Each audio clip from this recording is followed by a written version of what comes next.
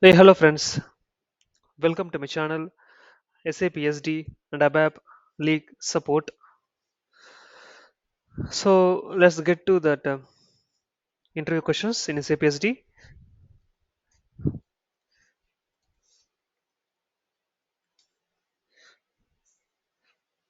Okay, the question here is that can we change amount or condition value in pricing or not?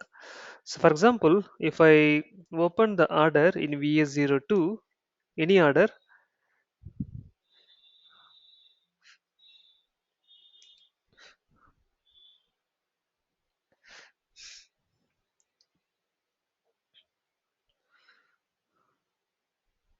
okay, if I go to the item level, conditions tab, you see here the condition value.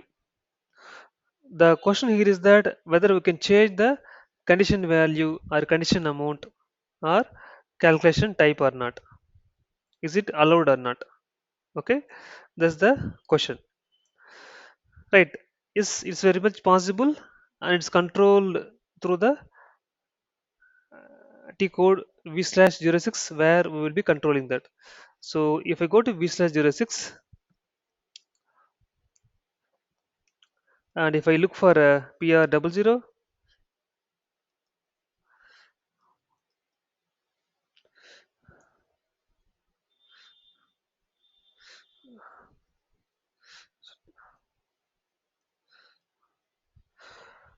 okay, if you see here, yeah, here it is. So if I double click this one, here we can see that changes which can be made section here. So here we need to enable the amount percent field here. If we enable this one, then only system will allow us to edit this amount or percent in the order level. So currently it's unchecked, that's why amount or percent field is not checked.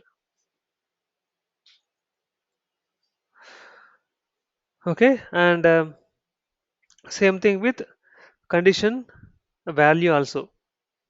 If you want to change this condition value column, then we should enable this one. And if I want to change the calculation type, same thing here also, one more field is here to enable this one. So this is the interview question, so this can be controlled through,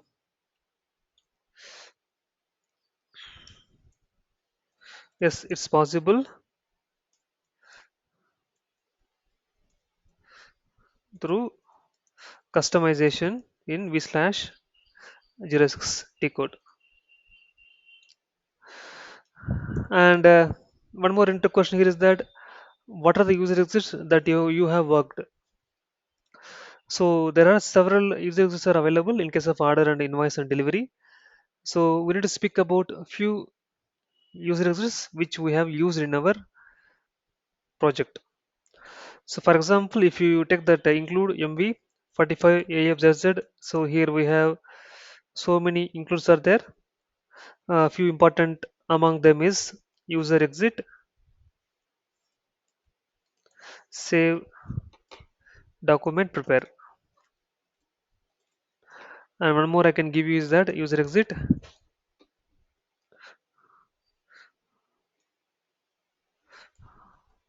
move field to VBAK. One more is user exit, move field to VBAP. So whenever we give any user exit in the interview, then we should give an example why we have used this user exit. What's the intention of this using this one? So have an example for each and every user exits before you going to discuss about any of the user exits. If you don't know why you have used this user exit, then there is no point of discussing this user exit in the interview. You should know this. And if we look at this include MV 45 AF ZB.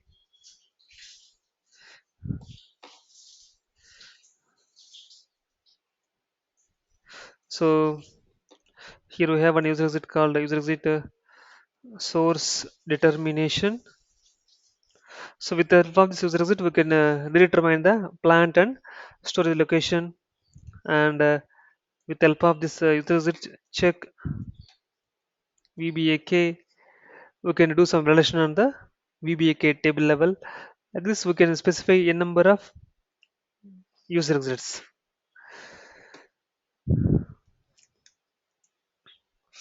And one more question here is that discuss about new change request. It's an enhancement. So in our channel, we have discussed so many enhancements. So you can highlight or discuss any one of them, which is easy for you.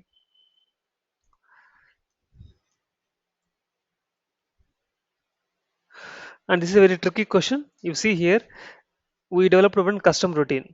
It might be a pricing routine or output routine. Anything might be the routine development. The changes moved to production, but the changes not working in production now. The reason here is that we need to run this report RV80H gen. So either we need to run this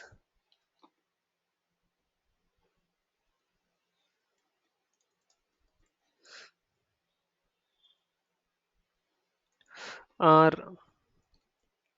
include this object in the TR, in which we have saved the routine changes. I have discussed so many times about this program report. You can check out that. And if interviewer wants to understand your understanding of the S4 HANA means, they might ask this question. So what's the difference between ECC and the S4 HANA? I have published already one video on that. You can check out that. To specify few, I can say that so PRCD underscore elements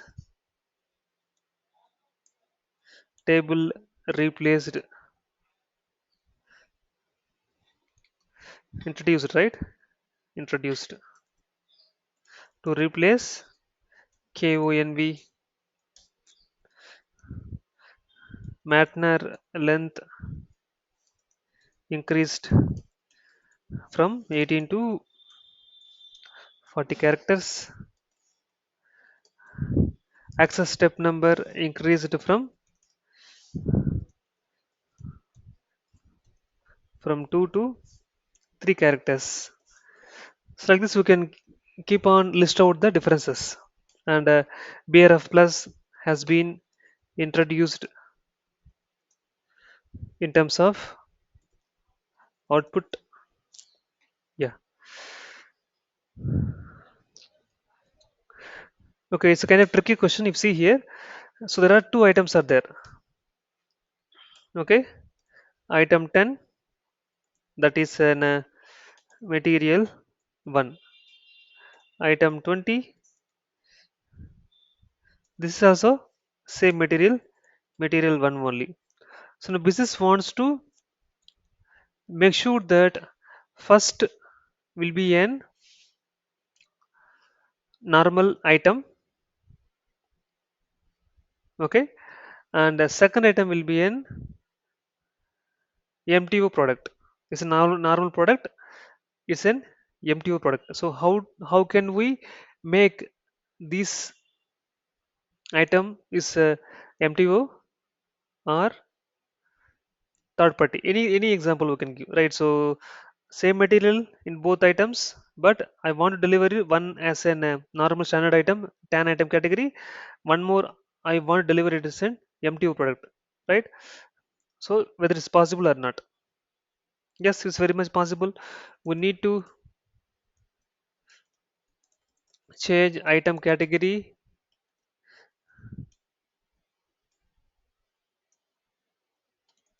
of any of this item to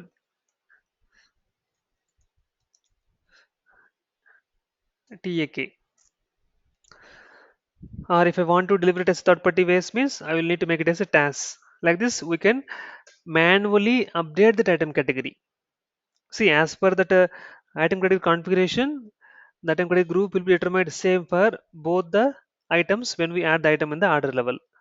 But if I want to forcefully manipulate this item to be delivered as a third party item or MTO item, then I should change that item category.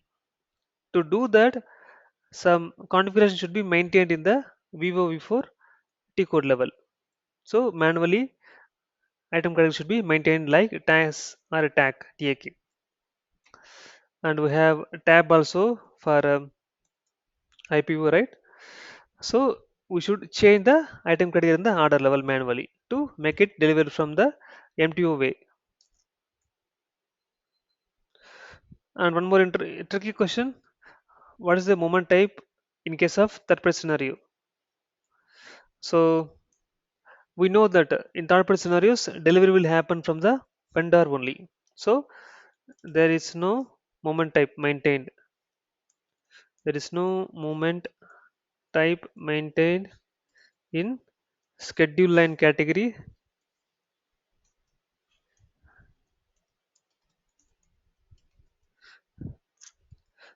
CS. It's blank only.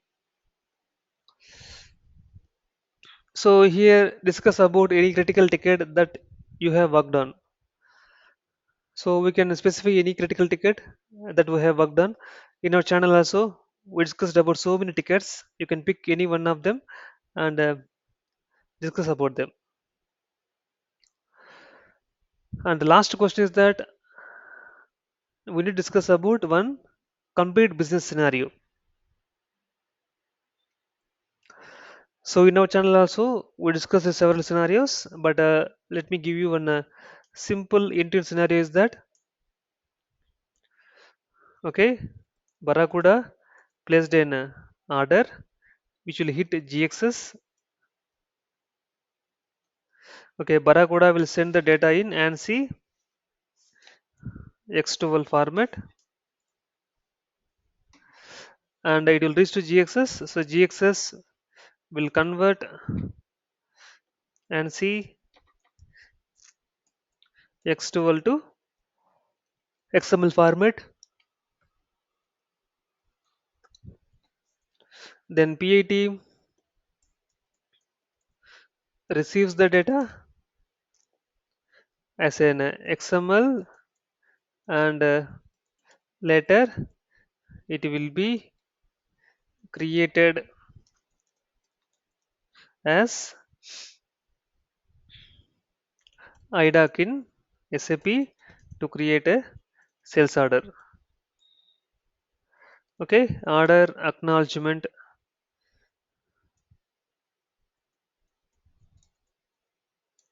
So will be triggered during save of order. So delivery will be created. Invoice will be created and outbound output IDOC will be triggered from this invoice which will reach to Barracuda. So like this, we can specify one end-to-end scenario from order to cash, or if you have any business specific requirement. So we discussed about one requirement that in case of an third party order also, we are creating that intercompany billing. That's one scenario we discussed. And in another scenario, we are allowing the system to create only one delivery for that entire order. Right? The second scenario discussed. You can discuss anything, whichever is easy for you to convince that interviewer. So here Barracuda is the customer or vendor who is pushing the data to create an order to the in SAP system. So this and they are sending the data in ANSI XML format. The interface here is EDI 850. Okay, the data will come and hit GXS system, GXS vendor, one more vendor, where they will convert that ANSI XML data to XML format. Then the XML will data will be shared with our PAT. Remember that PI won't understand here ANSI XML format data. That's why GXS is the middleware here to convert the data from ANSI XML to XML file. Then PA receives that XML file. Later, there is an order will be created in the SAP system based on the XML file. And during save of an order, one more outbound IDAC will be triggered, that is ORDRSP. And to create an order, it is ORDRS. And coming to this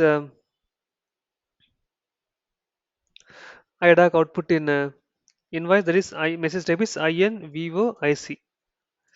So like this end-to-end flow for this particular customer. Okay, these are the questions that I have received so far in my interviews. If you received any other interview, any other questions, then please do let highlight in the comment section. I will also learn from you. Okay, friends, that's it from this video. We will meet in the next video. Thanks everyone. Bye for now.